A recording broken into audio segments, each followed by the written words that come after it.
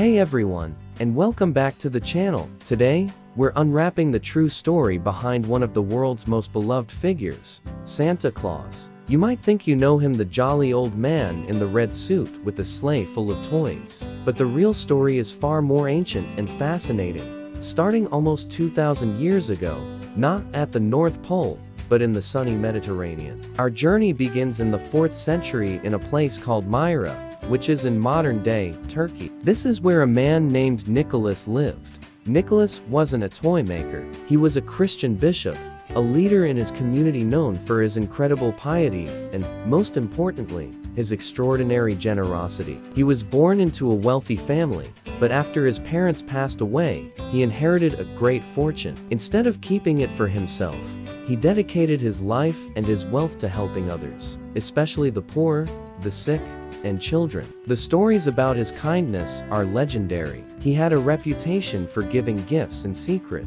never wanting any credit for his good deeds. He believed that true charity was done quietly, without seeking praise. He would often go out at night, under the cover of darkness, to leave food, money, or other necessities for families who were struggling. He wanted to help people maintain their dignity, allowing them to receive help without the embarrassment of having to ask for it. The most famous story about Nicholas, the one that truly cemented his legacy as a secret gift giver, involves a poor man and his 3 daughters. This man was so destitute that he couldn't afford to provide a dowry for any of his daughters. In those times, a dowry was essential for a woman to get married. Without it, the daughters faced a bleak future, possibly being sold into servitude or forced into a life of hardship. The father was in despair, not knowing what to do. Nicholas heard about their plight. He knew the father was a proud man who would never accept charity directly.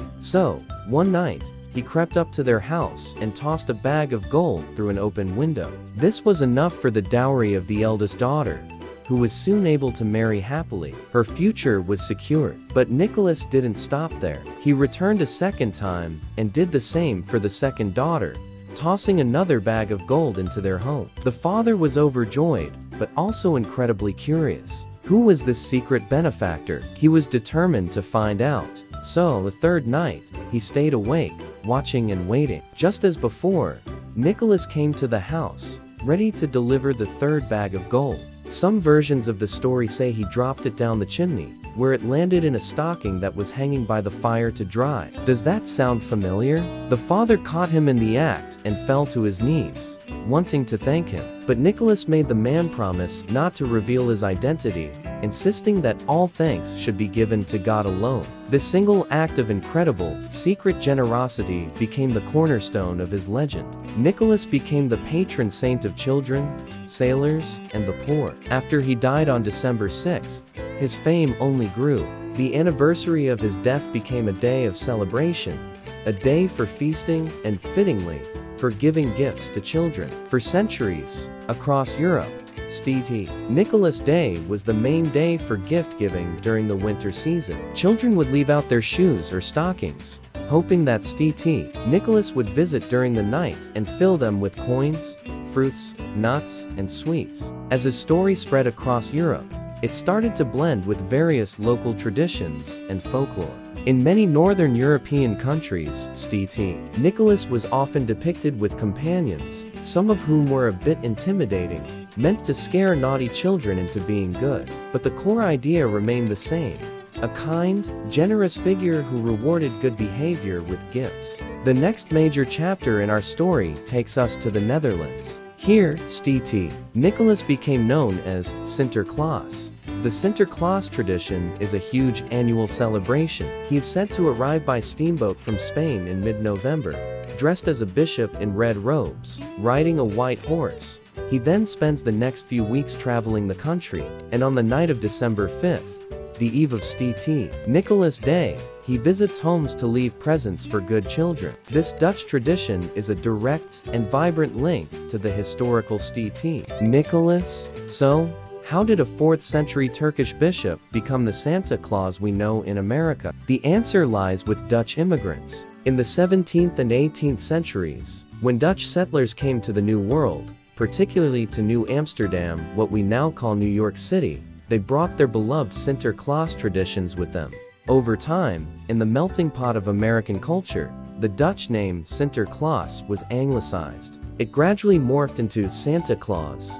For a long time, Santa Claus remained a relatively regional figure in America, but that all changed in the 19th century, thanks to a few key creative minds. The first was the writer Washington Irving. In his 1809 book, A History of New York, he included several satirical passages about a pipe-smoking St. Nicholas flying over the city in a wagon, dropping presents down chimneys. While it was meant as a joke, it planted a new, more whimsical image of the gift-bringer in the public imagination. Then, in 1823, a pivotal moment happened. A poem titled, A Visit from St. Nicholas was published anonymously. You probably know it by its first line, "'Twas the night before Christmas."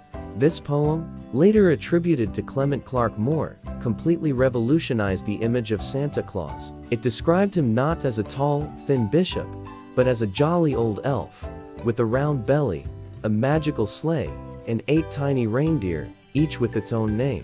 This poem established the date of his visit as Christmas Eve, shifting the focus from December 6th to December 25th. It gave us the chimney entrance, the sack full of toys, and that famous twinkle in his eye. Almost everything we associate with the modern Santa myth comes from this one poem. But the visual transformation wasn't complete yet. The final piece of the puzzle was put in place by a political cartoonist named Thomas Nast. Starting in the 1860s, Nast drew a series of illustrations for Harper's Weekly magazine. Drawing inspiration from Moore's poem, Nast was the first to consistently depict Santa as a large, cheerful man with a full white beard. He also gave him his workshop at the North Pole and the famous list of naughty and nice children. While he sometimes drew Santa's suit in different colors, he often favored red. The iconic red suit, however, was truly cemented in the public consciousness in the 1930s. This is where big business enters the story. The Coca-Cola Company launched a major Christmas advertising campaign featuring Santa Claus. They hired an illustrator named Haddon Sundblom to create a wholesome, friendly Santa. Sundblom's paintings depicted a warm, rosy-cheeked, and jolly Santa with a big smile, dressed in a vibrant red suit trimmed with white fur, coincidentally, the colors of the Coca-Cola brand. These ads were everywhere in magazines, on billboards, and in stores. For decades, Sundblom's Santa appeared year after year, and this image became the definitive, universally recognized version of Santa Claus around the globe. So, when you trace it all back, the journey is truly remarkable. We started with Nicholas, a humble and ascetic bishop in ancient Turkey, whose identity was rooted in secret acts of charity and a deep sense of faith. His story traveled across continents and centuries, merging with Dutch folklore to become Sinterklaas. Then, in America, writers and poets transformed him into a magical elf. Finally, cartoonists and advertisers gave him his modern look, turning him into the jolly, red-suited icon of Christmas commercialism and joy.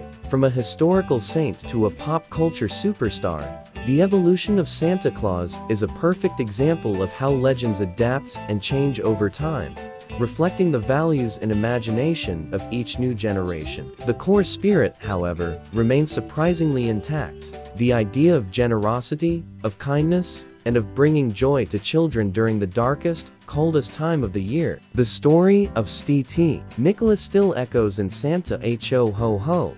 What do you think is the most interesting part of this transformation? Let me know down in the comments. Thanks so much for watching, and if you enjoyed this journey through history, don't forget to like this video and subscribe to the channel for more stories like this one. We'll see you in the next video.